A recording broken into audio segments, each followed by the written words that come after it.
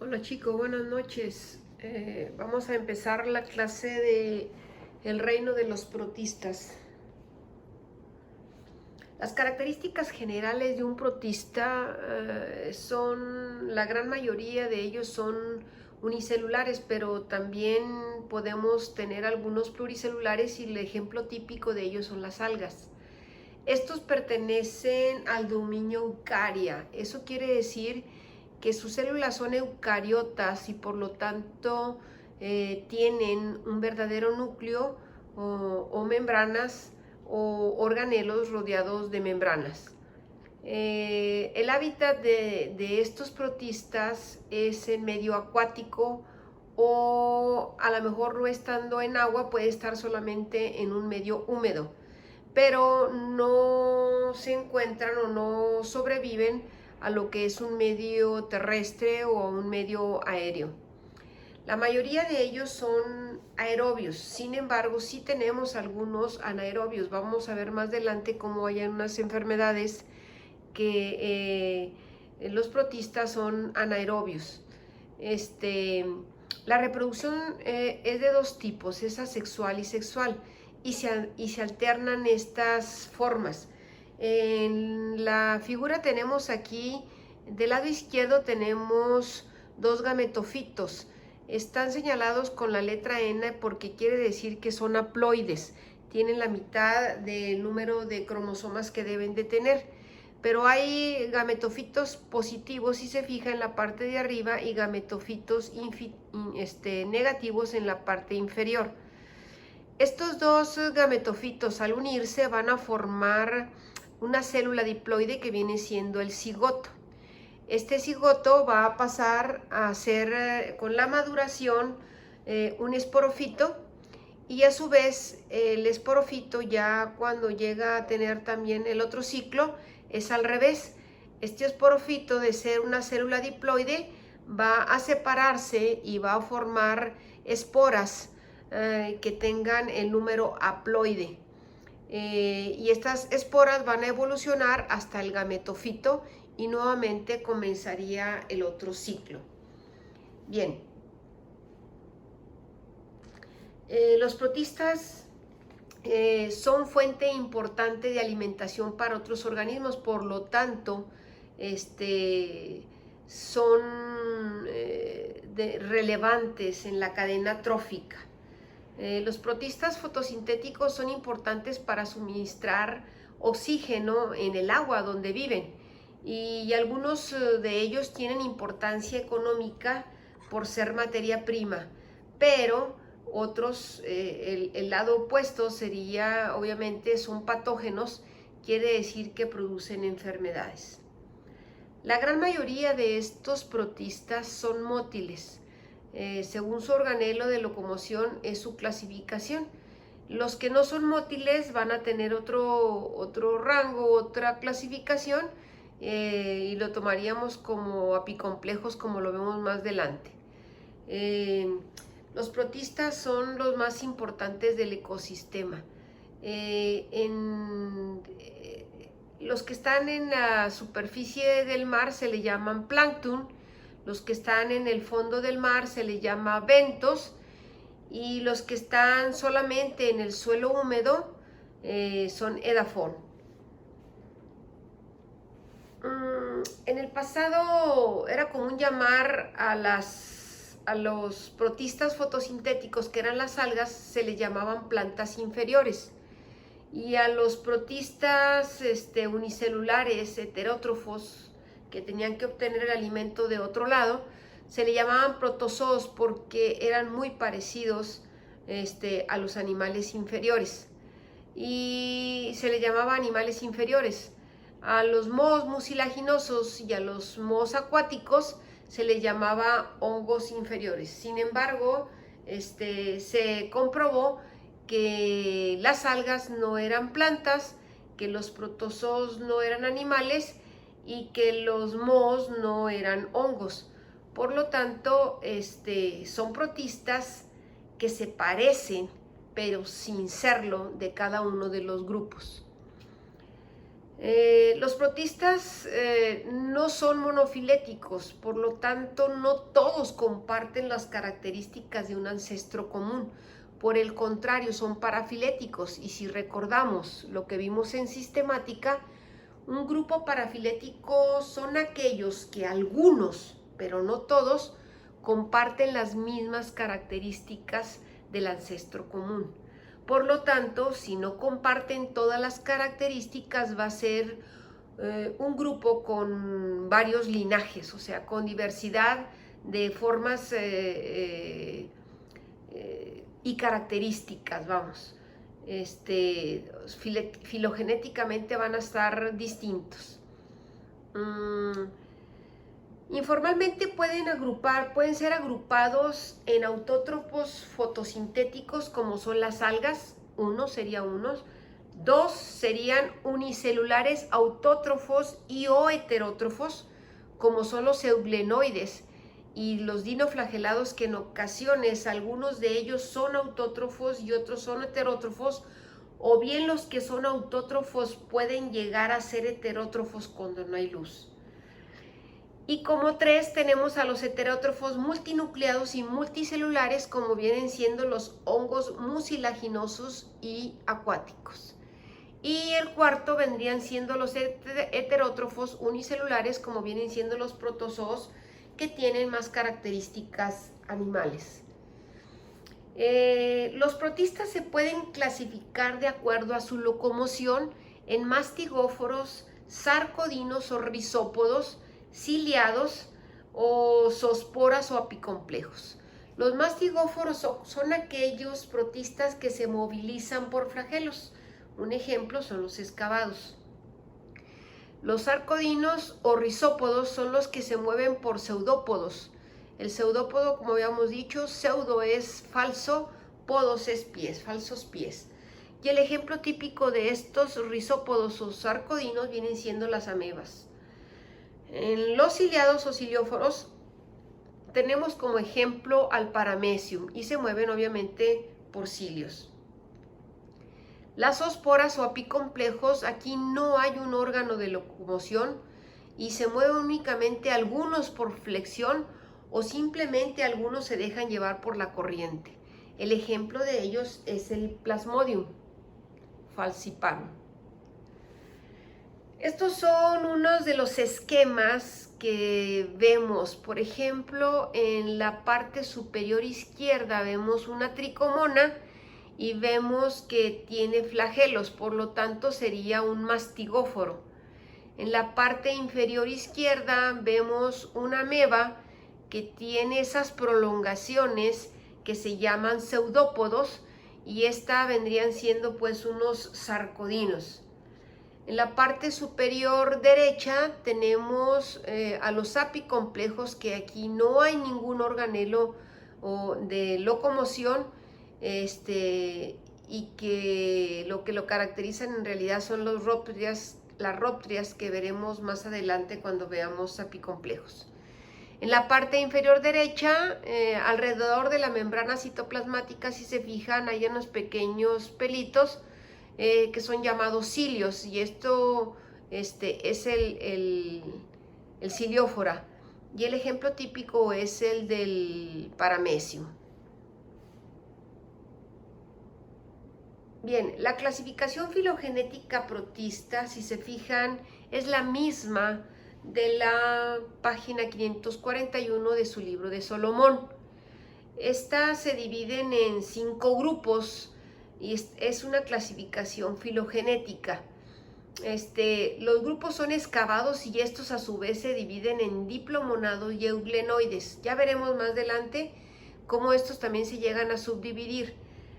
Tenemos también a los cromoalveolados, que se dividen en alveolados, y los alveolados a su vez hay de varios subtipos, que vienen siendo los dinoflagelados, los apicomplejos y los ciliados. Estos se clasifican también en forma o en base a su forma de locomoción.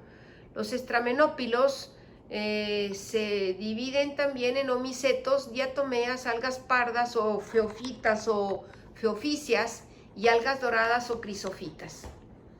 Al subgrupo de los rhizarios se clasifican también en foraminíferos y en actinópodos. Y los arqueoplástidos se clasifican también en algas rojas y en algas verdes.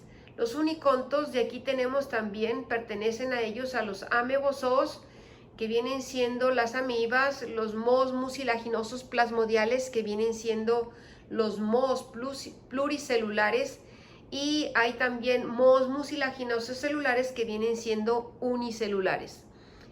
Y también, aparte de los amebozoos, tenemos los opistocontos. Opistocontos vienen siendo aquellos que tienen un solo flagelo posterior. Estos vienen siendo los coanoflagelados. Bien, esta es la clasificación filogenética y de aquí vamos a partir. Vamos a estudiar, como decíamos aquí, el primer punto, el número 1 romano, excavados.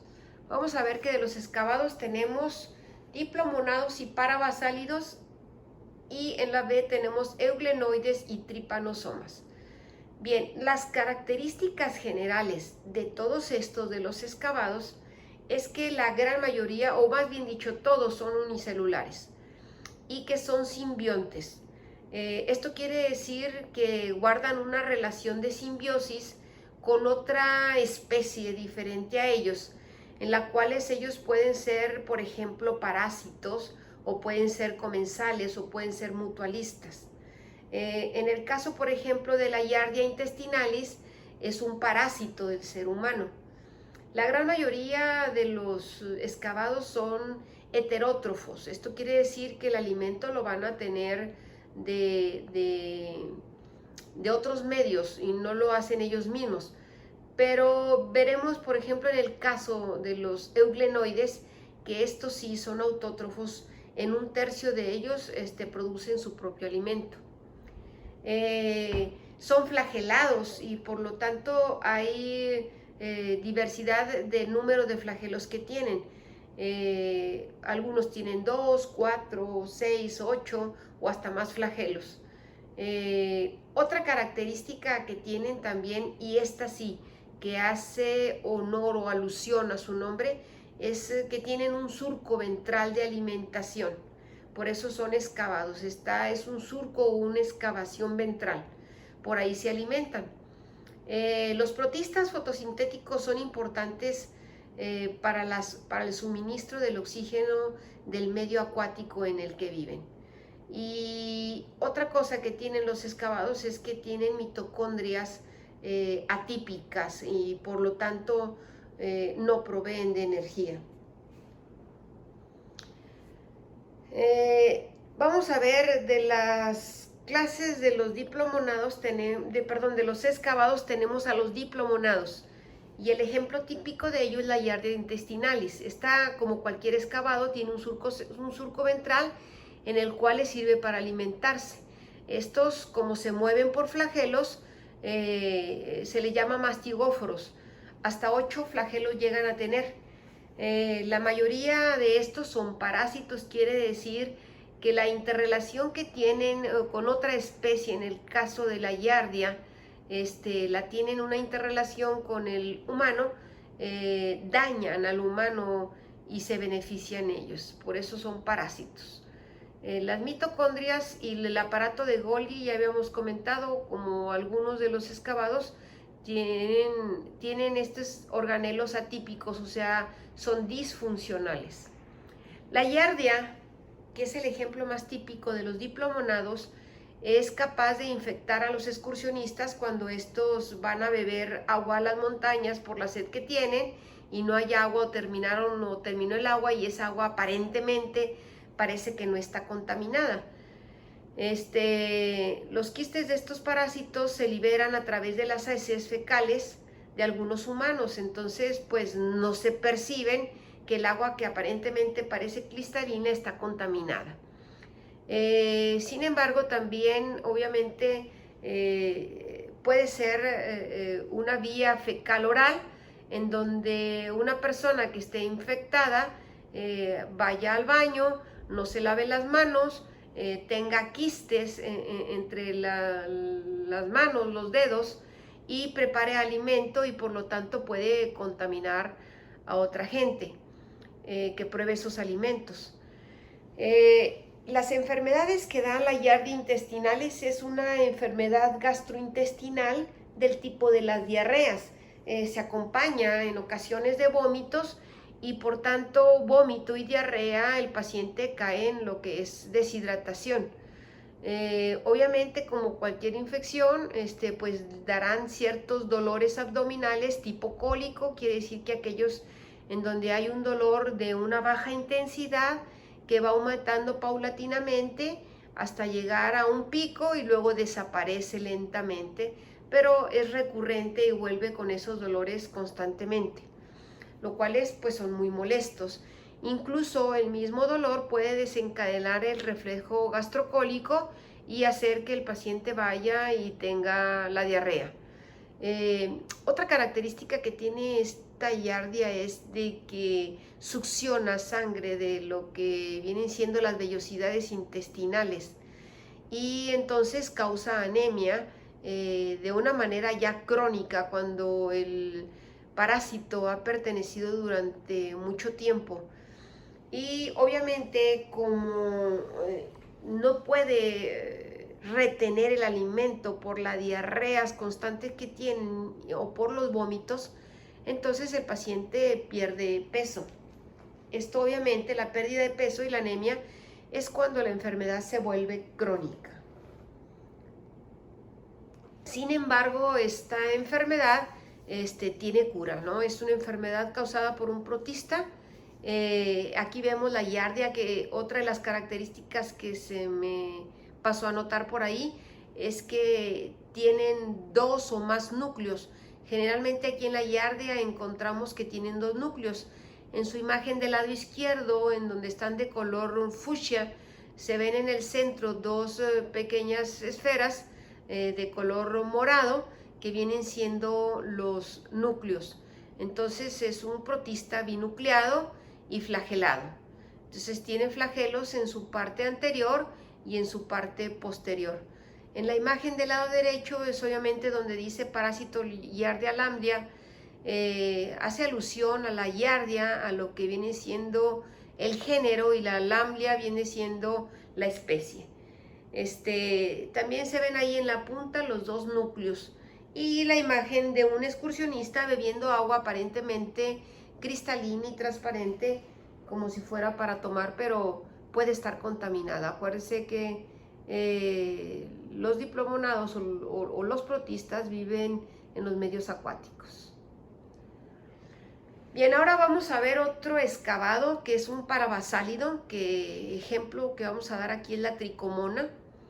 Estos parabasálidos, permítame decirle las características, son anaerobios, no tienen mitocondrias, y en su lugar de las mitocondrias, porque es la fuente que nos provee de energía normalmente, hay hidrogenosomas, que son orgánulos que producen hidrogeniones o protones, vamos, y ATP.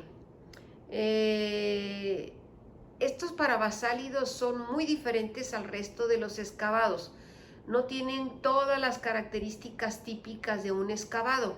La clasificación de ellos no fue en base a las clasificaciones morfológicas, a las características que tenían, sino a una clasificación con bases moleculares. Pero por eso se llegaron a unir a este grupo, en base a este rubro. La tricomona pues son endosimbiontes. Esto quiere decir que van a formar parte de otro organismo, están dentro de otro organismo para poder sobrevivir. En el caso de la tricomona, viven dentro del aparato genital o urinario de la mujer. Como habíamos dicho, son flagelados. El surco ventral que tienen es muy leve, porque no es tan característico como los excavados, o llegan a carecer de él definitivamente.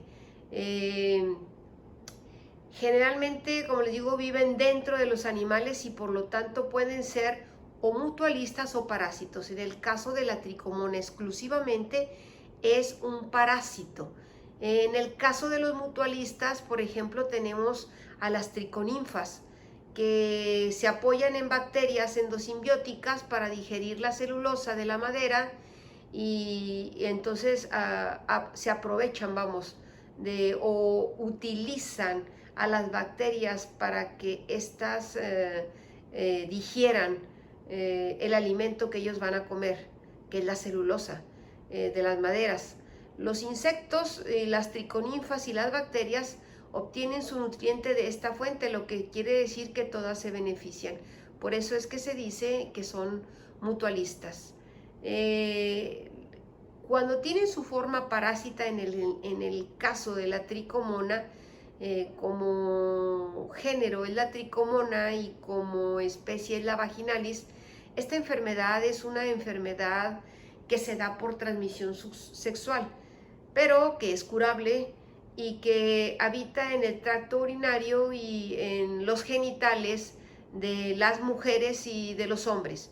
Sin embargo, pues la llevan de ganar aquí la de los hombres porque ellos son asintomáticos, únicamente son portadores, pero no presentan el cuadro clínico típico que presenta una mujer. En la mujer se presentan síntomas como la leucorrea, que viene siendo un desecho blanquecino o amarillento, y les da prurito genital o prurigo genital, que viene siendo la comezón o escozor.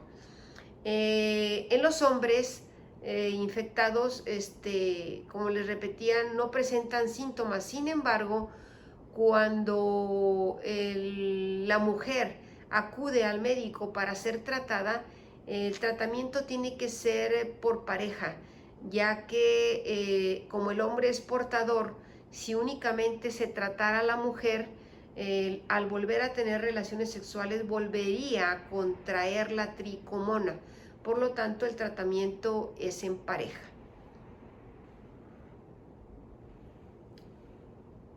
Bien, otra de las características de los parabasálidos, se me olvidó también, era que tienen flagelos anteriores. La gran mayoría tienen 4 flagelos, aunque estos flagelos a veces llegan a perderse porque son muy delgados y muy frágiles, pero hay algunos protistas que llegan a tener hasta 1000 flagelos. Estos, aparte de los anteriores, también tienen flagelos posteriores, aunque no son tan numerosos como los anteriores. Eso es algo que los caracteriza a los parabasálidos, donde los flagelos anteriores son más numerosos. En el resto, generalmente, donde son más numerosos es en la parte posterior. Poseen unas cinétidas, que es una estructura compuesta por flagelo o por cilio. Las cinétidas vienen siendo el conjunto de cinetosomas. Ahorita lo vamos a ver más adelante, en donde están en una de las imágenes. Tienen también un axostilos, que es un conjunto de microtúbulos que le dan una base o fortaleza o estructura al flagelo. Vamos a ver aquí la imagen de lo que viene siendo la giardia, perdón, la tricomona. Y la tricomona, como vemos, ahí tenían los flagelos anteriores, están marcados con el número 1 y se ven ahí 4 líneas azules, que vienen siendo los 4 flagelos típicos que la gran mayoría tiene, pero como dijimos, algunos tienen más o algunos tienen menos porque llegan a caerse, llegan a perderlos. Las figuritas que tienen aquí como esféricas, color rosa fucsia, y están marcadas con el número 8, vienen siendo los hidrogenosomas, que estos son los que suplen, habíamos dicho, a las mitocondrias, y de ellos se obtienen los protones y el ATP. Con el número 9 y marcado como color café, vendría siendo lo que es el axostilo. Este axostilo le va a dar también igual mayor estructura, vamos, a lo que vendría siendo el flagelo posterior. El flagelo posterior aquí no está arribito donde termina lo que es el axostilo. ahí hay una línea color azul que viene de lo que viene siendo una prolongación de la membrana ondulante que está con el número 6.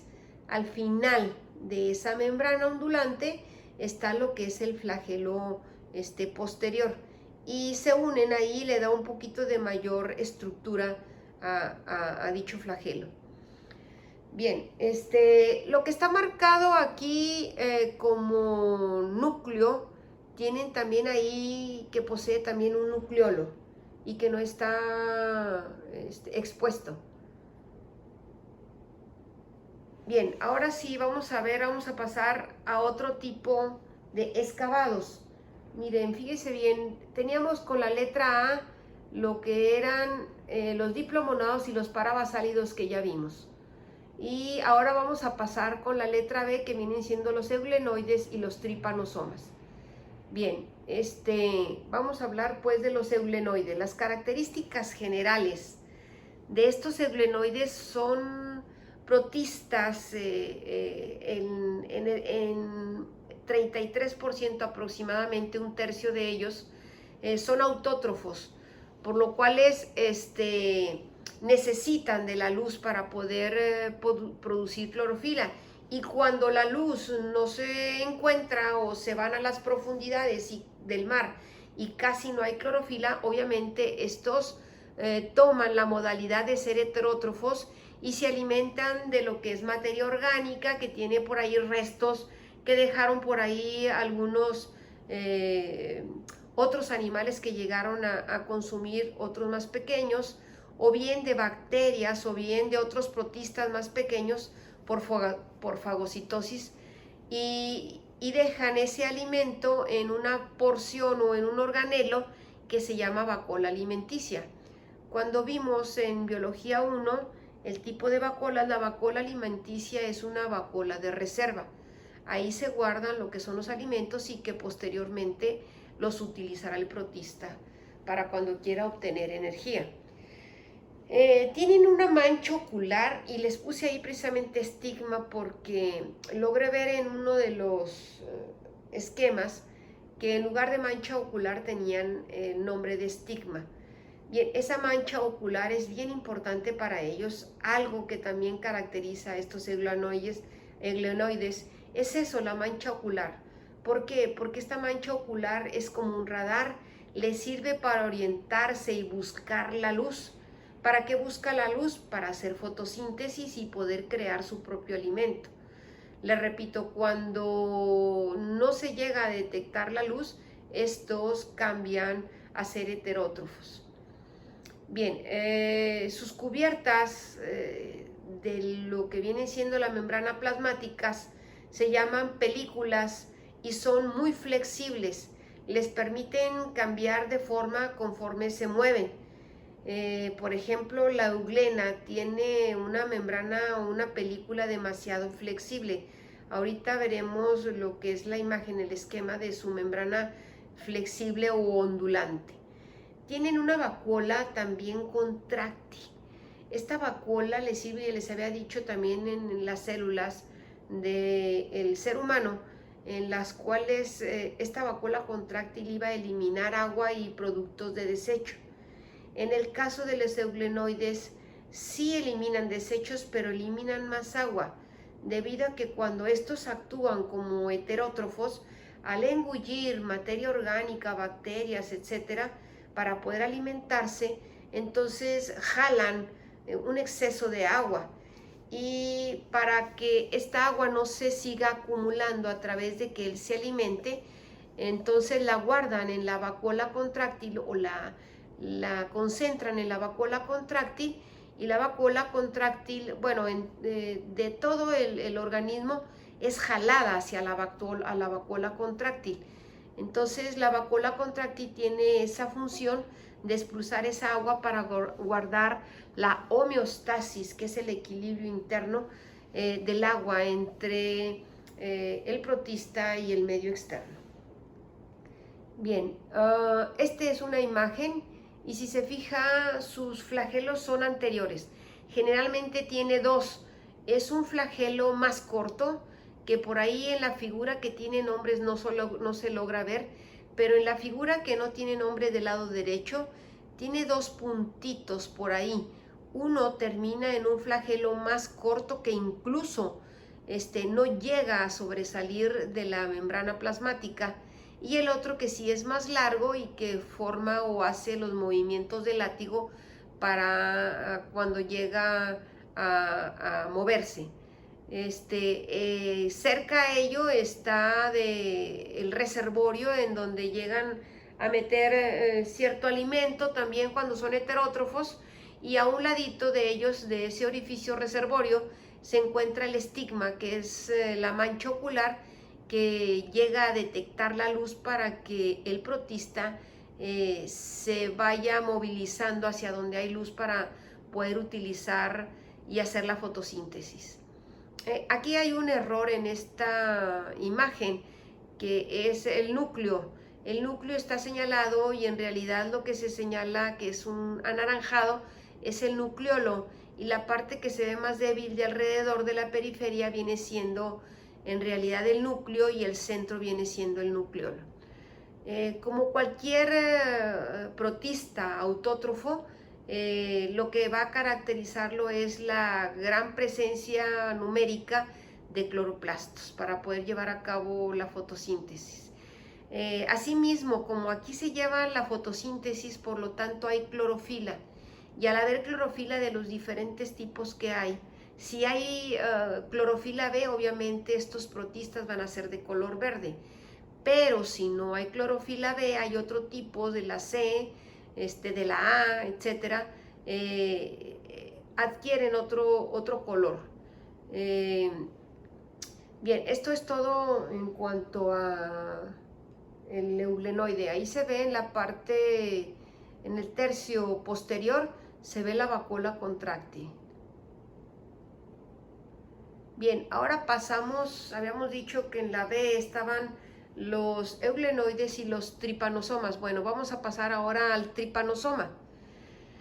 El tripanosoma es un protista que también pertenece obviamente a los excavados y que tiene una sola mitocondria, o sea, sí tiene ya mitocondria, dentro de la cual se encuentra el ADN, y a este depósito de ADN se le llama cinetoplasto. No son autótrofos, más bien, por lo tanto deben de consumir el alimento de otro lado y se le llamaría entonces heterótrofos. Al no ser autótrofos, por lo tanto no van a tener color. Estos llevan una vida de simbiosis tipo parasitismo. Viven adentro de otros organismos y viven mucho sobre todo en la sangre. Causan enfermedades como la enfermedad de Chagas, que es la tripanosomiasis americana, y el agente etiológico vendría siendo el Trypanosoma cruzi, que es el protista. Vamos a ver más adelante que hay otro tipo de tripanosomiasis, que según el sitio donde se encuentren es como se le llama, y por otro tipo de agente etiológico. Exclusivamente hablando aquí del Trypanosoma cruzi, se adquiere por la mordedura de la mosca tsetse infectada. Esta mosca que estamos viendo aquí en el dibujo es una mosca que, aparte de ser un vector porque trae el agente etiológico dentro, es un hospedero intermediario. ¿Qué quiere decir eso de hospedero intermediario? Bueno, pues quiere decir que el protista, el agente etiológico, va a vivir una parte de su vida, de su ciclo, la va a vivir dentro de este artrópodo para completar sus fases de crecimiento. Y después llegaría al hospedero final, que viene siendo el hombre, en donde convierte la otra parte del ciclo para convertirse en adulto y poder llegar a infectar de tripanosomiasis al ser humano. El Trypanosoma cruzi tiene un ciclo. La mosca tsetse muerde la piel del humano Y entonces en ese espacio de la mordedura, el excremento de la mosca que defeca, ahí es depositado. Entonces los huevecillos que vienen de la mosca, llamados amastigotes, son depositados ahí, y estos pasan a reproducirse al meterse en la piel, pasan a reproducirse ahí dentro de las células epidérmicas, y entonces están latentes ahí en lo que es la piel. Llega otra mosca que esté sana, llega a picar esa piel, succiona los amastigotes, y en el estómago del artrópodo se convierten en epimastigotes, que viene siendo un preestadio a la parte adulta, o como si fuera una larva, vamos. Al pasar del intestino a la mosca, al intestino, pues del estómago a la mosca, del estómago al intestino de la mosca, se convierte en tripomastigote. Esta es la parte infectante del ser humano. Bien, aquí les dejé nada más anotados la taxonomía de lo que es el Trypanosoma cruzi. Y si se fija, en la clase tiene Kinetoplastae. Eso hace alusión a que tiene un cinetoplasto, en el cual, acuérdese bien que acabo de decirle, el cinetoplasto se encuentra en la mitocondria y es un depósito del ADN. El orden que tiene es el somastigófora. ¿Por qué? Porque son tipo animales y porque tienen flagelos. La familia que tiene es el Trypanosomastidae y el género es el Trypanosoma. La especie va a variar, algunos tienen cruzi, otros brucei, otros rhodiense, es brucei gambiense, perdón, y hay rhodense. Ahorita vamos a ver cómo se llaman estos tipos de tripanosomiasis. Este es un esquema del ciclo. Creo que si lo buscan ustedes podrá verse un poquito más claro, ya que como estaba muy pequeño, al tratar de ampliarlo pierde fidelidad las letras y ya no se alcanzan a ver, se ve un poco más borroso la imagen. Bien, la enfermedad que produce el Trypanosoma cruzi es la enfermedad de Chagas, y la enfermedad que produce el Trypanosoma brucei gambiense es la enfermedad de mal del sueño.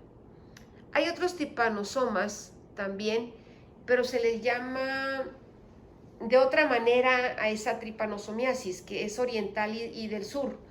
La primera del brucei es central y occidental, y la del brucei o rhodiense es oriental y sur. Bien, ambos enfermedades de Chagas y del mal del sueño que adquieren un tripanosoma, su vector viene siendo la mosca tsetse, y como dijimos, a la vez también viene siendo un intermediario o un hospedero intermediario para completar su ciclo. El cuadro clínico de la enfermedad de Chagas es un cuadro en el cual este protista tiene predilección, el órgano blanco de ellos es los plexos nerviosos de Auerbach, del esófago. No solamente del esófago, hay también del colon y de forma terciaria en el corazón. Entonces, vamos a ver lo que pasa cuando se daña un nervio a nivel del esófago. El esófago es el órgano que conecta de la faringe a lo que es el estómago. La función de este órgano es contraerse para ir promoviendo que el alimento vaya de la faringe hacia el estómago. Entonces únicamente ese es un tubo de paso, pero tiene un esfínter en la parte inferior cuando se comunica a el estómago. Entonces, los nervios cuando son dañados en el esófago, el nervio es lo que le da el tono muscular al esófago y hace que esté un poco más conciso, más con mayor contractilidad, con mayor tono muscular. pero cuando el nervio no está actuando, entonces se dilata el esófago. Bien, en este caso, como el nervio ha sido dañado por el protista, entonces el esófago tiende a dilatarse. Ya no puede contraerse porque no hay nervios que le permitan esa contracción. Por lo tanto, el alimento sí va a caer, que es la función, va a caer, pero va a caer hasta el esfínter esofágico inferior. ¿Por qué hasta el esfínter y no pasa directamente al estómago? Porque el nervio a nivel del esfínter lo que hace es que éste se dilate. Como el nervio va a estar dañado, entonces ya no se va a abrir o dilatar ese esfínter y por lo tanto la comida se queda acumulada en ese tubo muscular que es el esófago. Entre más va comiendo la persona, más le va echando, se va llenando hasta que llega un momento que llega a la parte superior y lo que come se llega a rebosar y llega a pasar a otro conducto que viene siendo y que está junto del esófago que viene siendo la tráquea. Por lo tanto, va a dar una broncoaspiración y por consiguiente ese alimento que cayó formará o le dará al paciente una neumonía química. Bien, esto es lo que pasa a nivel del esófago. ¿Qué pasa a nivel del colon? A nivel del colon lo que tiene es que a lo mismo que el esófago, al no tener esa inervación porque fueron destruidos los nervios, el colon se tiende a dilatar y la función del colon era promover el peristaltismo, el movimiento del intestino grueso hacia el recto para que la materia fecal fuera desalojada por el recto. Entonces, al no ocurrir esto porque se pierde el tono y el colon se dilata, es obvio que el paciente va a padecer de sensación de distensión abdominal, que la persona lo llama como embarado. Y esto se va a traducir obviamente por tener tanta retención de materia fecal en dolor. Y aparte de eso, pues es obvio que la traducción clínica sería el paciente estreñido, a lo que llamamos nosotros constipación. Y sería obviamente crónico porque pues los nervios ya no se le van a regenerar. Bien, a nivel de corazón, ¿qué es lo que pasa? El corazón constantemente se contrae, es lo que le llamamos sístole, y luego se dilata a lo que se le llama diástole. Bien, la sístole, al no tener el tono porque no hay esa inervación adecuada a nivel del corazón, pues entonces lo que hace es que no se puede contraer con la fuerza necesaria. Por lo tanto, se va a rezagar la sangre que no puede ser expulsada hacia la periferia de nuestro cuerpo. Entonces, esto va a hacer que el corazón quiera compensar esa situación, esa falta de fuerza con mayores números de latidos. Y entonces el paciente va a sentir palpitaciones y taquicardia porque se contrae más rápido el corazón tratando de expulsar lo más que pueda la sangre. Este estancamiento obviamente lo que va a causar va a ser un edema a nivel de todo el cuerpo, pero específicamente más a nivel de los miembros inferiores, que viene siendo la traducción de lo que es una insuficiencia cardíaca. Otra traducción y más importante, que es la que le aqueja al paciente, sería la falta de aire, esa disnea, se llama disnea, esa falta de aire o sensación de falta de aire. ¿Por qué? Porque los tejidos les falta oxigenación, porque la sangre no llega como debe de llegar. Bien, esto sería pues el cuadro clínico en general, así a grandes rasgos de lo que es la enfermedad de Chagas. No se confina a un solo órgano, sino se confina a varios sistemas. En este caso el circulatorio, que es el corazón, y el digestivo, que es el estómago.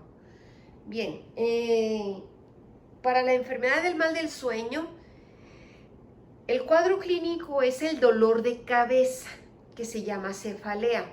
También hay mialgias y artralgias, que vienen siendo los dolores de músculos y dolores de las articulaciones que son intensas, tan intensas que hay un signo que se llama de Querandel, en donde el paciente no puede ni siquiera girar la llave para abrir una puerta.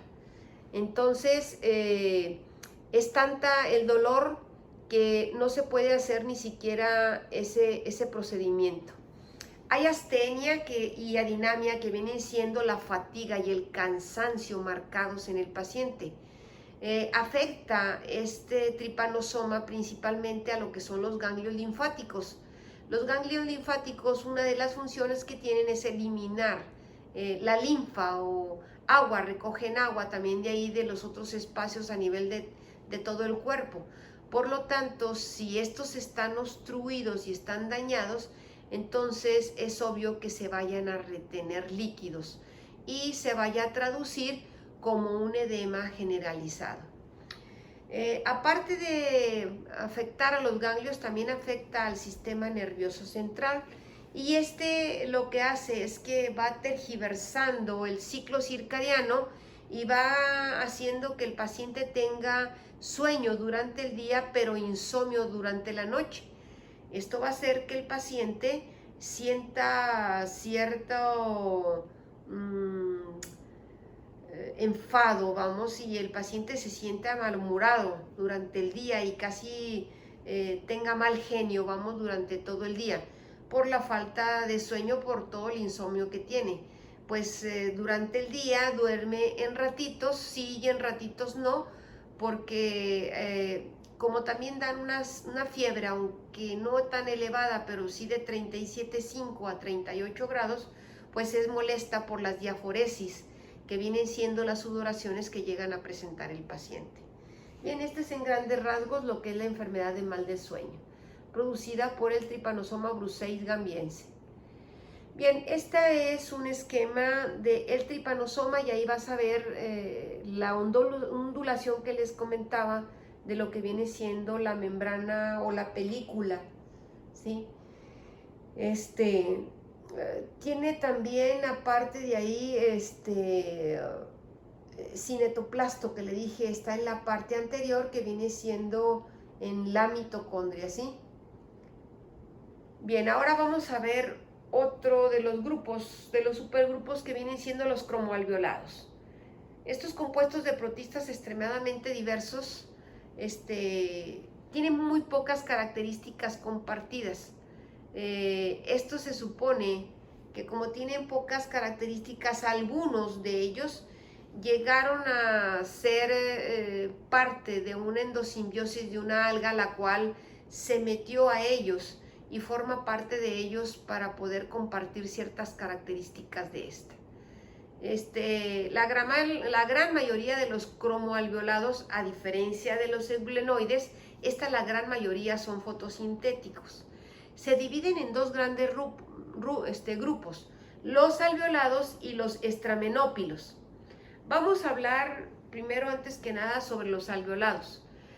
Estos alveolados incluyen una secuencia de ADN ribosómico, el cual es similar a la que tenemos el ser humano. Pero mire, hay algo que hace alusión a su nombre, que vienen siendo la presencia de alveolos corticales. ¿Qué son estos? Estos son unas vesículas aplanadas que se sitúan en la membrana plasmática. Adentro de la membrana plasmática hay ese espacio que se crea con aire, y por lo tanto esas vesículas son llamadas alveolos corticales porque están en la corteza, en lo que viene siendo alrededor en la membrana plasmática. Estas alveolos les van a servir mucho, o tienen la propiedad de hacer que el protista pueda flotar en el agua. Y el ejemplo típico que tenemos es el sargazo, cómo se mantiene en la superficie del agua. Sus mitocondrias, a diferencia de otros, estos tienen unas crestas tubulares, pero sí tienen mitocondrias. Hay alveolados autótrofos y heterótrofos. Existen tres grupos principales de estos. El ciliófora, que son los ciliados, y estos son depredadores, van a atacar ciertos organismos que están vivos en un momento dado, y los van a atrapar. Bueno, o sea, se alimentan de seres vivos, vamos, por eso se le llaman depredadores. Los apicomplejos son endoparásitos de animales, quiere decir que viven adentro de los animales. Hay apicomplejos que viven adentro del ser humano en la sangre. Ya lo veremos más adelante los ejemplos, como es el plasmodium. Bien, los dinoflagelados, esto fue una pregunta de examen en uno de las de medicina. ¿Quiénes eran los que producían lo que era la marea roja? Y son estos, los dinoflagelados. Estos son fotosintéticos, son parásitos y de algunos, o son simbiontes, vamos, de algunos corales. Y producen lo que les digo a ustedes, lo que es la marea roja. Más adelante vemos, cuando veamos las características, qué es la marea roja.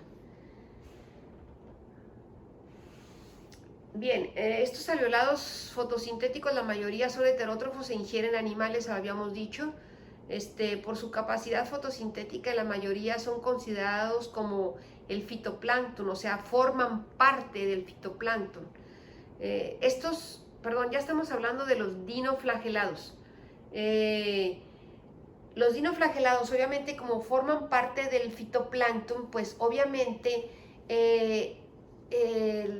acuérdense que el fitoplancton, como lo había dicho al inicio de la presentación, es una parte importante de alimentación de otros organismos.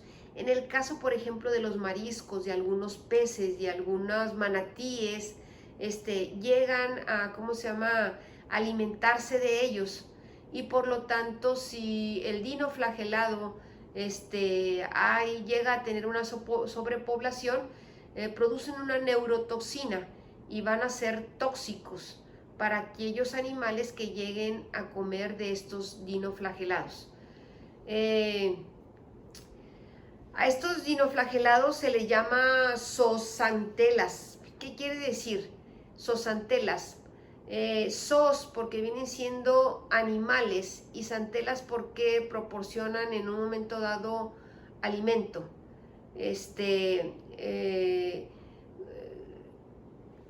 Tienen o producen carbohidratos, vamos. Xantelas viene también de que tienen ciertos pigmentos, vamos. Otros son parásitos que viven de sus huéspedes. Cuando hay, en este caso que les había dicho, cuando hay una sobrepoblación de estos, se produce lo que es el bloom, y produce lo que es la marea roja. También se le llaman floraciones a estas sobrepoblaciones de los dinoflagelados. Se deben a que generalmente el agua está más cálida en tiempo de calor, y entonces eso permite que se estén reproduciendo más constantemente. Cuando el agua es más fría, entonces se detiene el crecimiento o la reproducción de ellos. Es por ello que en los meses, se dice que en los meses que no tienen R, como sería mayo, junio, julio y agosto, que son los meses más cálidos, no son aptos para comer mariscos porque pueden estar infectados de estos dinoflagelados. Bien, estos dinoflagelados, como les había dicho, producen una neurotoxina. Esta neurotoxina, al ser ingerida por los peces o cualquier animal que lo llegue a consumir, les llegan a causar la muerte. En algunos otros no, que permanecen todavía vivos pero enfermos, llegan a ser pescados, y por lo tanto el hombre lo llega a consumir y se les causa en ellos por esta neurotoxina que lo que produce es un aumento de la movilidad, estimulan las fibras nerviosas, y entonces producen diarreas y vómitos por dicha toxina. Ciertos dinoflagelados emiten también luz al girar. Debido a que el dinoflagelado tiene en su estructura un flagelo posterior y tienen dos flagelos transversales, estos flagelos transversales hacen que el movimiento que se dé cuando giran ambos, el dinoflagelado gire sobre su propio eje y el flagelo posterior le va dando propulsividad, quiere decir que se va moviendo hacia adelante, entonces al mismo tiempo que va girando va avanzando. Ese movimiento de giratorio va a hacer que se produzca luz y por eso hay esos fenómenos que se ven. Si alguno de ustedes ha tenido la oportunidad de viajar en barco y de noche, pues puede ver ciertos destellos en el fondo que salen del mar y se deben precisamente a estos dinoflagelados que se le llaman bioluminiscentes porque producen luz por su movimiento. Esos son los flagelos de los dinoflagelados, los que le comentaba en la figura del lado izquierdo. El flagelo transversal son esas partes que están en la parte de en medio y esas prolongaciones son los que hacen que giran como semejantes a los de un tamborcito cuando los giras y que hacen el movimiento para que produzcan el ruido. Bueno, pues son parecidos, pero estos sí giran definitivamente en los 360 grados. Tienen el surco posterior en donde se va situando lo que es el flagelo posterior y que le da propulsión. Las paredes de estos dinoflagelados están hechos de celulosa. Bien, al lado derecho, si se fijan, hay de varios colores, están porosos y la imagen típica, aquella que pareciera como si fuera una ancla es el típico dinoflagelado visto desde una vista anterior. Bien, vamos a ver ahora de los alveolados. Hay otros que serían los apicomplejos. Estos son aquellos protistas que no tienen órganos de locomoción, organelos de locomoción. Tienen un anillo polar, si se fijan por allá está en la punta, en la imagen, en la punta del lado derecho, está en el extremo anterior y permite entrar a la célula huésped, como que la va horadando, vamos, junto con el conoide haciendo una función perforadora. El conoide está enseguida precisamente de lo que está el anillo polar en el extremo anterior. Tiene también algo que lo caracteriza, que son las róptrias o toxonemas. Generalmente tiene de 2 a 8 orgánulos secretores junto con los micronemas. Estos van a secretar unas sustancias químicas perdón, que le van a ayudar a penetrar. Entonces, aparte de ello, tienen también un microporo cistosomo que es como si fuera la boca, está por un lado de la membrana. Si se fijan en la parte superior de la figura del apicomplejo, tiene una pequeña hendidura que se llama microporo y es como quien dice la boca por donde se alimenta.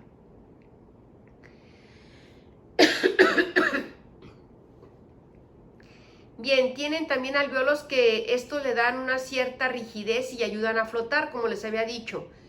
En la parte de lo que es la membrana plasmática, en las orillas, están dentro de la membrana plasmática esas vesículas que están llenas como de aire y que les permiten flotar.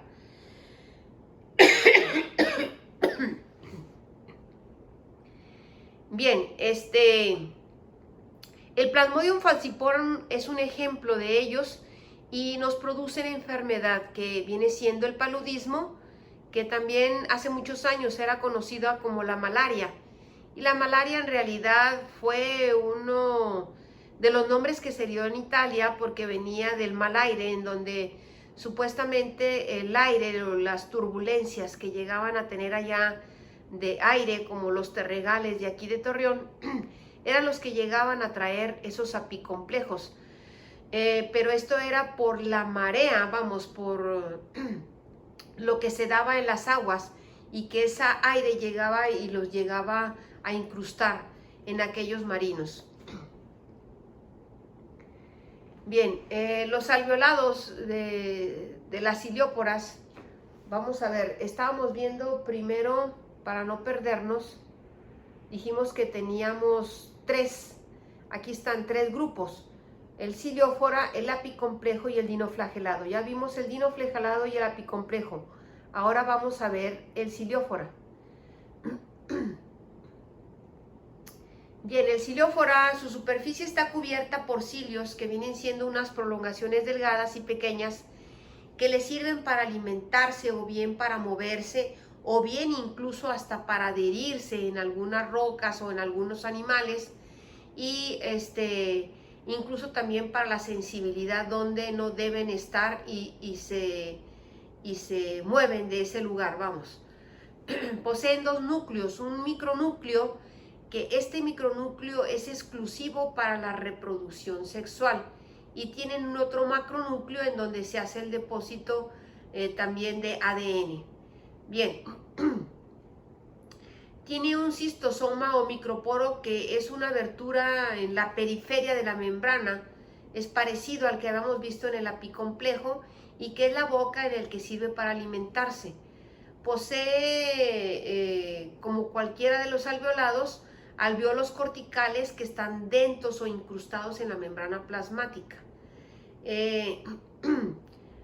Habíamos dicho también habíamos hablado sobre lo que eran los cinetosomas o los cuerpos basales, que están formados por un conjunto de cinétidas para que le daban mayor estructura o sostén a los flagelos. En este caso se le da a los cilios. Bien, la malaria o el paludismo, el agente etiológico es el Plasmodium. Hay cuatro tipos de Plasmodium, es el falciparum, el Plasmodium vivax, el Plasmodium ovale y el Plasmodium malariae. Hay en África, hay zonas endémicas de estos. Acuérdense que habíamos dicho por endemia aquellos manifestaciones de poblaciones en las cuales un fenómeno se presentaba a través de todo el año, no necesitaba de ser estacional. Durante todo el año puede adquirirse esta enfermedad, dado que tiene muchos zonas de muchos árboles, y su vector, obviamente, por ser un mosquito anófeles, la hembra, pues habita ahí en los árboles. El ciclo vital tiene dos ciclos el mosquito, un esporogónico, que es en el propio mosquito, y en el hombre es el esquizogónico. El periodo de incubación es un promedio de entre 8 y 15 días, o sea, tarda en presentarse esta enfermedad. Si vemos aquí, como tienen varios ciclos, esta especie tiene un ciclo asexuado que se da en el mosquito. En el mosquito aproximadamente tiene variedad, desde lo que vienen siendo desde los 8 días hasta los 20 días que se da en el malaria, en donde el mosquito puede llegar a cumplir lo que es el ciclo. El protista cumple dentro del mosquito el ciclo. El ciclo preeritrocítico quiere decir aquel ciclo en el cual se da en la piel, en donde se va ahora dando, se da también igual, desde los 5 días hasta los 16 días. Si se fijan ustedes en el Plasmodium malariae, es aquel que tiene más retraso, es aquel que se tarda más en presentarse ese periodo de incubación. Y el ciclo eritrocítico, que es aquel que se cumple cuando ya está dentro del glóbulo rojo. Por lo tanto, el paludismo va a infectar el órgano blanco que tiene es el glóbulo rojo. Bien, este es el ciclo del Plasmodium.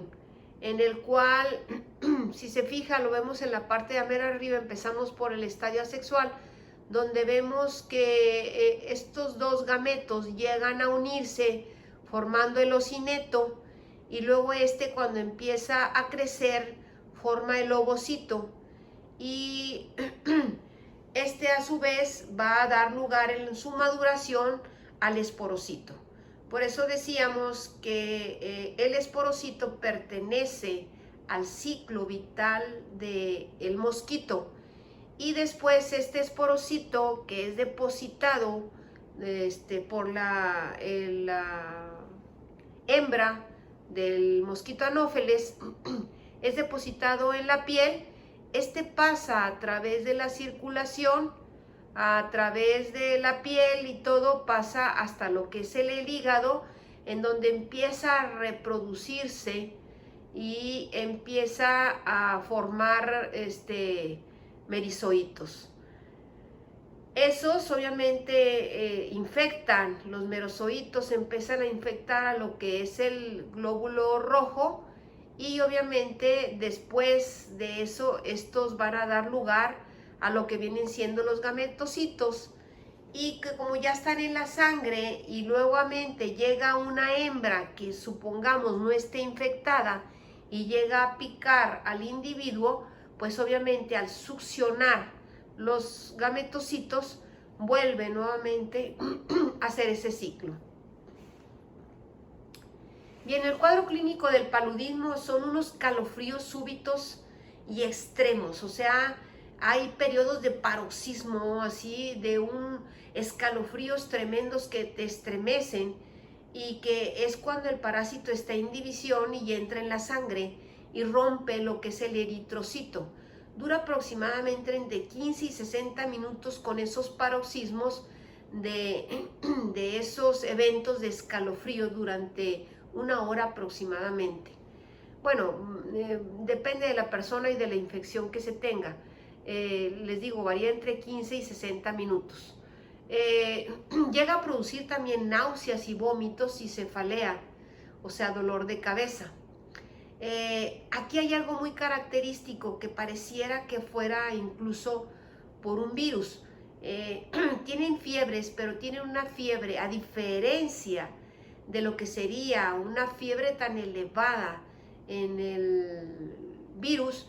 Esta fiebre es elevada, pero solamente es en un pico y luego vuelve a regresar.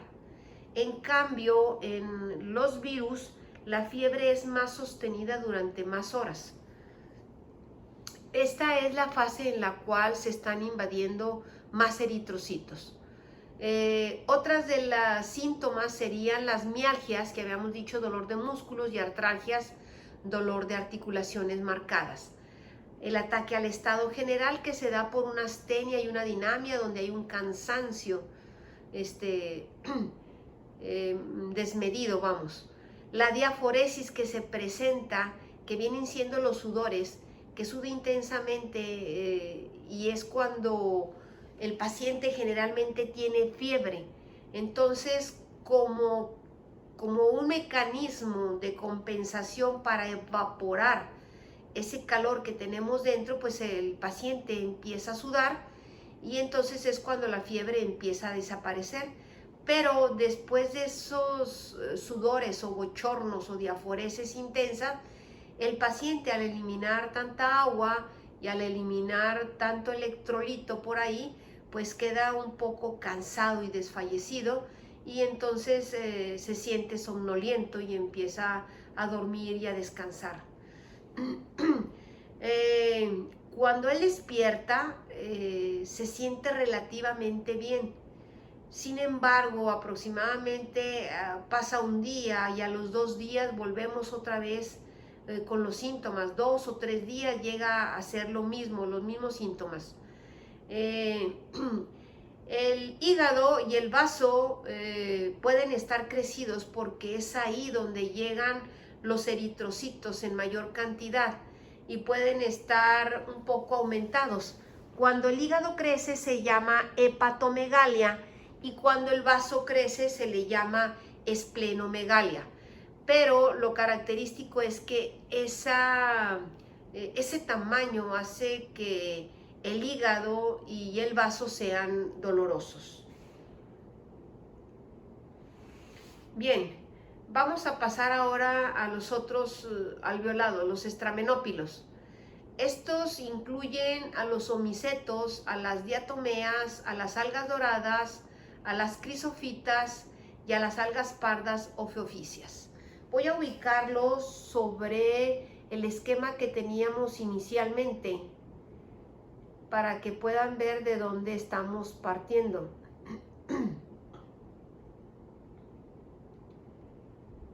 Aquí están.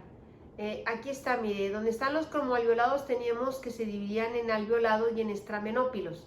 Y de los alveolados eran los dinoflagelados, apicomplejos y ciliados que ya vimos.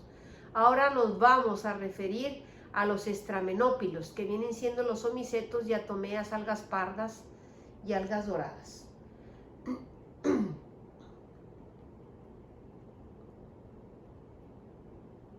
Bien. Aquí están. Vamos a ver las características primero generales de los estramenópilos.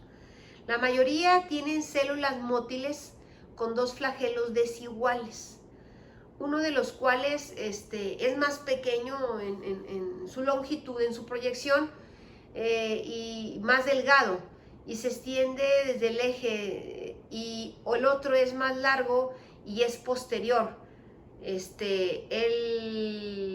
El corto es llamado mastigonémado, por estar cubierto por cerdas laterales llamados mastigonemas. Ahorita les voy a poner un ejemplo de lo que es un mastigonema.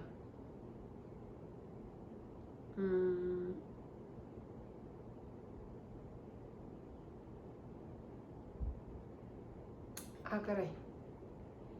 Híjole, creo que no lo puse. Bueno, imagínese usted un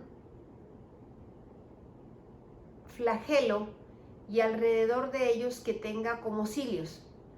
Esos vienen siendo los mastigonemas. Bien. Son llamados también heterocontos. Esto hace referencia a que sus dos flagelos son desiguales. Hetero quiere decir que son diferentes. Contos quiere decir que son flagelos. Comprende desde algas unicelulares como las diatomeas hasta los pluricelulares como vienen siendo las que más conocemos, las algas pardas como viene siendo el sargazo y lo que es el kelp. También hay aflagelados, o sea, no tienen flagelos y tienen cilios y son ameboides. Cuando son autótrofos tienen cloroplastos, pero no tienen la clorofila B, que es el que le da el color verde. Por lo tanto, no se van a teñir de color verde. Tienen la clorofila A, la C1 y la C2. Esto sugiere obviamente que en ellos hubo una endosimbiosis de una alga roja, puesto que las algas rojas no producen clorofila verde. Bien, vamos a ver las diatomeas. Estas son algas unicelulares y constituyen el fitoplancton. Acuérdense que el fitoplancton era la parte más importante para que otros animales más complejos llegaran a alimentarse. Por lo tanto, son importantes en el eslabón de las cadenas tróficas. Tienen paredes, esto los caracteriza, ¿verdad? Tienen paredes de sílice transparentes que permiten la entrada de la luz, o sea, hay unas perforaciones. Tiene un esqueleto al cual se le llaman frústula o válvulas parecidas a las conchas, que protegen a sus organelos. Hagamos de cuenta como si tuvieran una almeja que está protegida por las conchas. Bueno, pues la diatomea está adentro, esa parte ameboide está adentro y la recubre ese esqueleto que son las frústulas o válvulas, que están hechas de sílice. Estas perforaciones les permite a la vez que por ahí salgan ciertas prolongaciones citoplasmáticas y se puedan mover, y que a la vez también les sirvan para que la luz penetre y estos puedan ser autótrofos.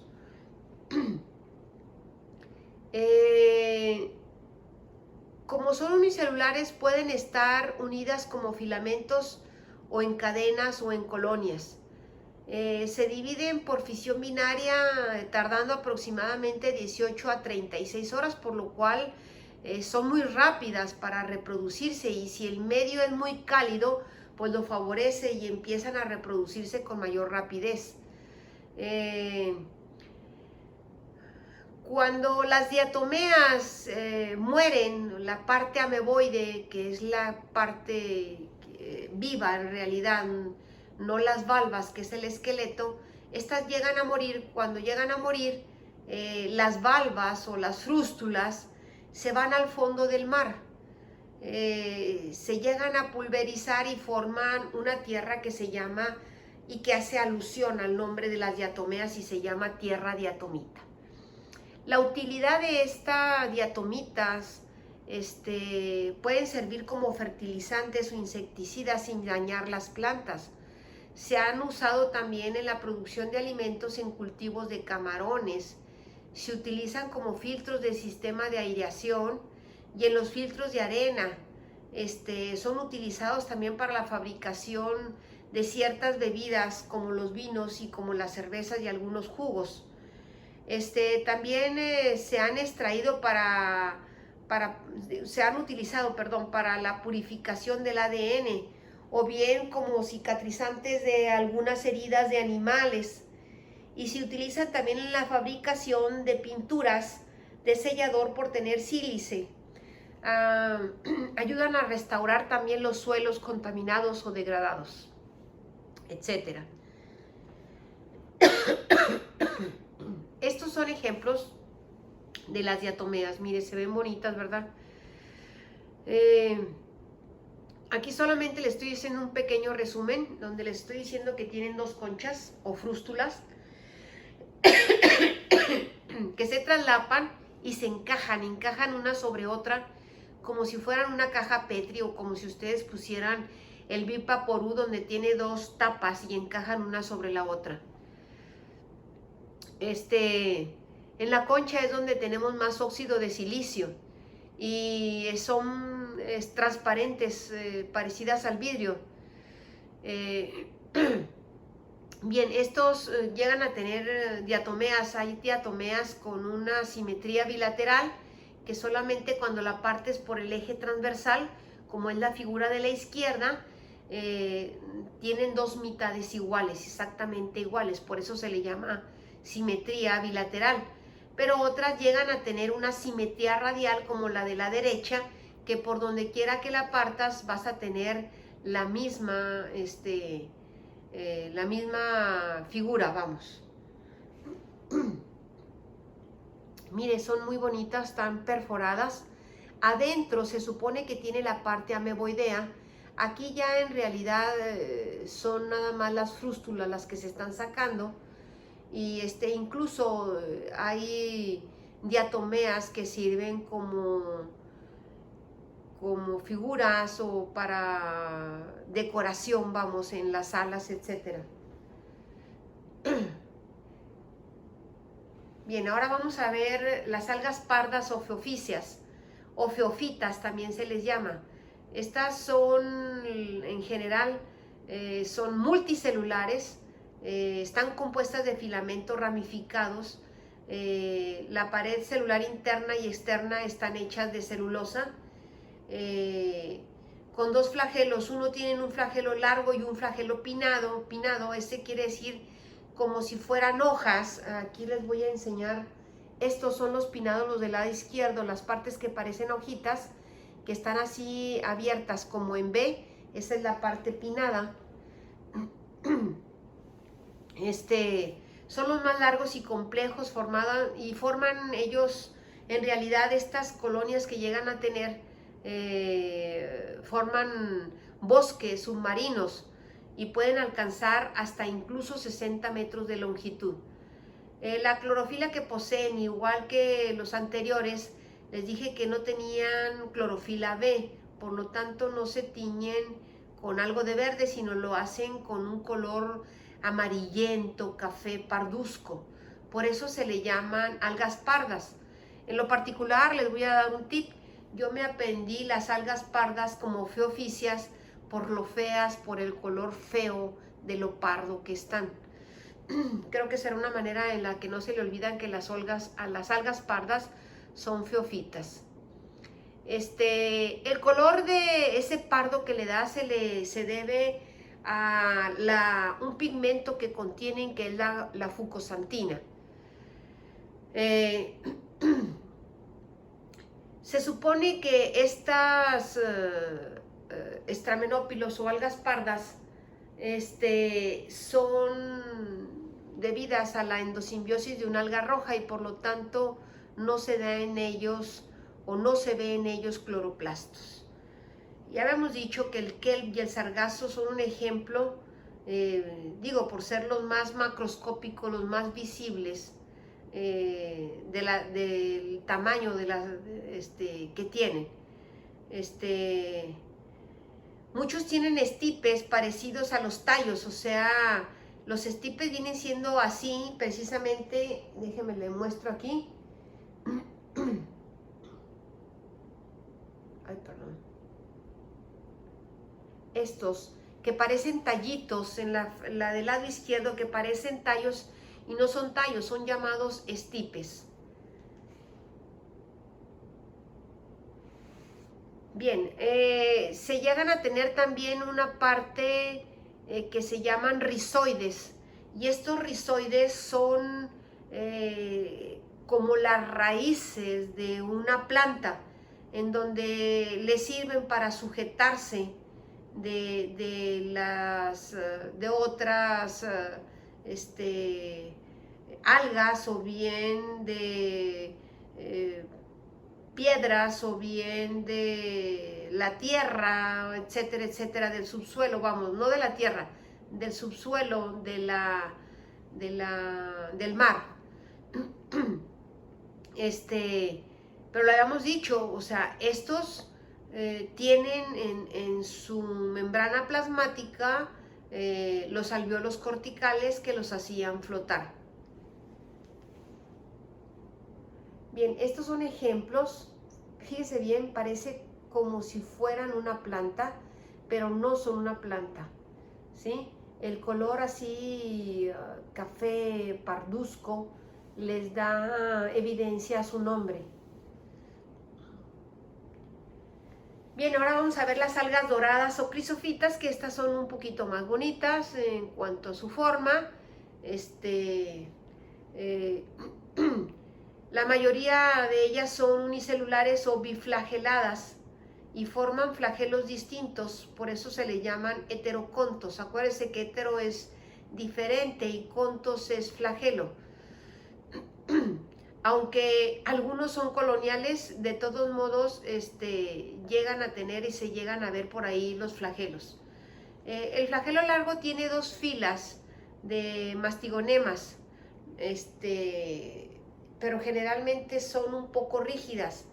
Estas mastigonemas se le llaman fimbrias o pelos.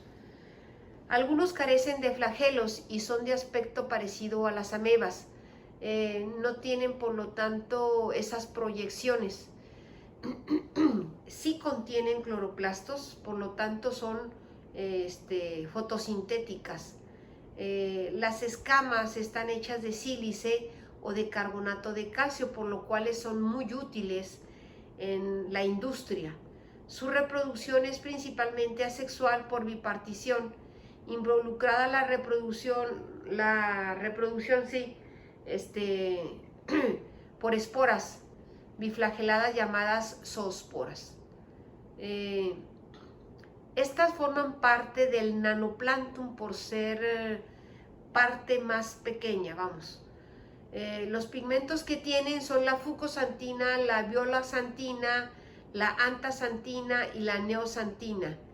La clorofila A, la clorofila C1 y la clorofila C2. Estos son imágenes como se ven así en el fondo del mar, y si se fijan ya se ven más amarillentas, doradas, ¿sí? Con el reflejo del agua se ven un poquito más lúcidas. Bien, ahora vamos a ver los omicetos. Y estos omicetos dirán, bueno, pues van a tener muchas características de los hongos sin ser hongos. Estos son mohos en realidad acuáticos. Son los omicetes o omicotas. Entre las características que comparten estos con los hongos son el tipo de crecimiento, la nutrición y el empleo de esporas en la reproducción. O sea, así se reproducen por esporas los hongos, lo mismo que los omicetos. Muchas de las especies son parásitas de las plantas.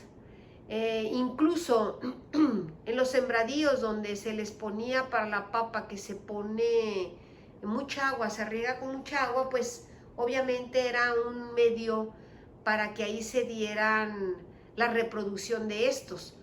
Entonces llegaron a infectar a las papas y produjeron lo que se conoce como la gran hambruna irlandesa de la papa, en la cual la plaga fue dañada y hizo que la gente huyera de esos lugares porque hubo mucha pérdida de los sembradíos. La plaga esta llamada Phytophthora infestans. Los omicetos poseen una pared celular compuesta de beta-glicanos, prolina y celulosa, que es muy diferente a lo que vienen siendo los hongos. Su reproducción asexual es por zoosporas provenientes de los zoosporangios. Los zoosporangios vienen siendo unas estructuras en donde se guardan las esporas, y son órganos, como vienen siendo órganos de reproducción. La reproducción sexual es heterógama por los espermatozoides del anteridio y por las zoosporas de la ogonia, que vienen siendo como si fueran los óvulos. La nutrición se da en muchos, son saprófitos, quiere decir que viven expensas de la materia echada a perder, y otros son parásitos y se alimentan obviamente de seres vivos y los infestan, o sea, los contaminan, los infectan, como los crustáceos y algunas plantas. Estas son unas imágenes de lo que son los omicetos. Si se fija, cuando están leyendo ahorita hongos, se dan cuenta que la célula del hongo viene siendo la hifa. Bueno, pues en el omiceto es lo mismo, tiene la hifa, y cuando éstas se empiezan a unir y a reproducir, se empiezan a ver lo que tiene la imagen central, como muchos pelitos, como si fuera una pelusa, y ese conjunto de hifas se llama micelio. Bien, vamos a ver los rizarios o foraminíferos y los actinópodos. Los rizarios, las características generales son células ameboides y tienen conchas duras llamadas testas, a partir de las cuales, igual que eran en las diatomeas, salían proyecciones citoplasmáticas que parecen hilos, y de ahí su nombre de rizarios, del griego riza, que significa raíz. Bien, vamos a ver exclusivamente ahora a los foraminíferos, de latín, que quiere decir que tienen aberturas. Tienen testas perforadas por donde salen las proyecciones citoplasmáticas. Estas proyecciones citoplasmáticas son pegajosas, que forman redes para poder atrapar el alimento con eso pegajoso que son. Cuando llegan a, como tienen poca motilidad, llegan a, atrapar aquel alimento que pase por ahí, o aquel animal que llegue a pasar por ahí. Muchos foraminíferos contienen algas unicelulares endosimbiontes que proporcionan alimento mediante la fotosíntesis. Muchos viven en el fondo del mar y son los llamados bénticos. Acuérdense que es el bentos, que están en el fondo del mar, y otras forman parte del plancton. Las testas van al fondo marino cuando se mueren, igual que las diatomeas. Forman una tierra grisácea que se transforma en tiza y se vuelven parte del terreno como si hubiera en una parte depósitos y se vieran como si fueran levantamientos geológicos o ondulaciones y forman piedras. Ejemplos son los riscos blancos de Dover. Son depósitos de varios protistas calcáreos, tanto diatomeas como foraminíferos. Entonces son un espectáculo y parecieran como si fueran piedras en el fondo del mar, pero en realidad son los depósitos de estos.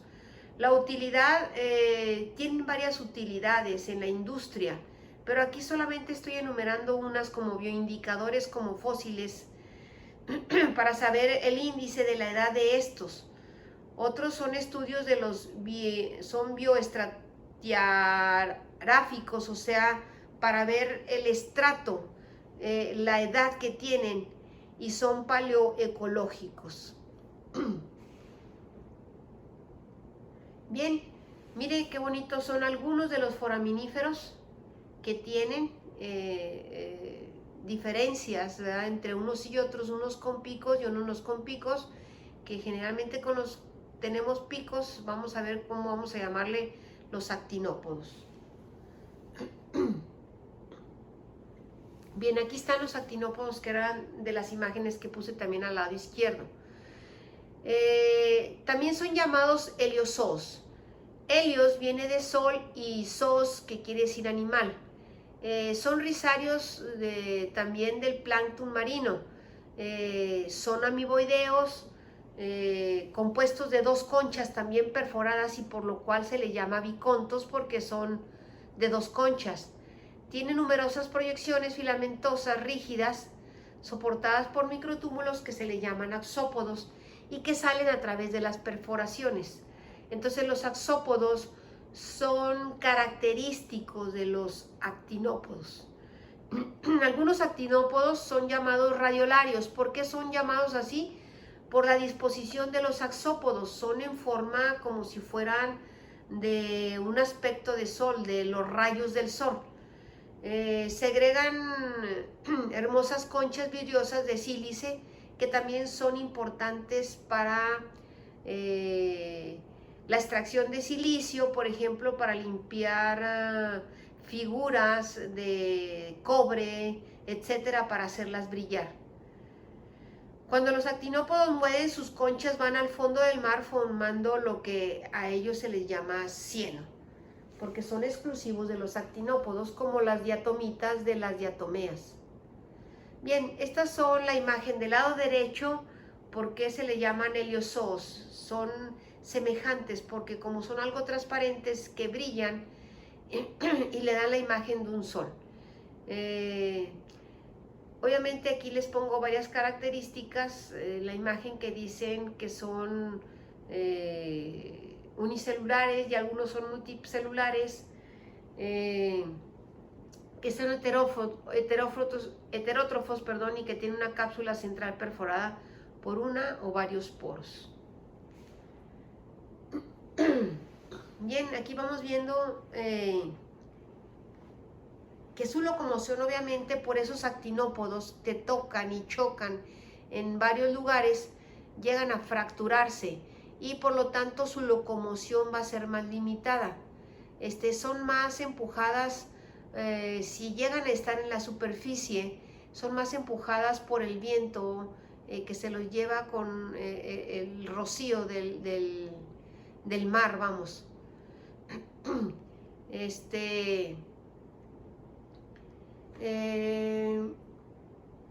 Bien, aquí son partes básicamente que le estoy enseñando de los, ¿cómo se llaman?, de los actinópodos, y creo que hasta aquí casi nos vamos a quedar, o bueno, sigamos nada más hasta lo que son algas rojas y algas verdes.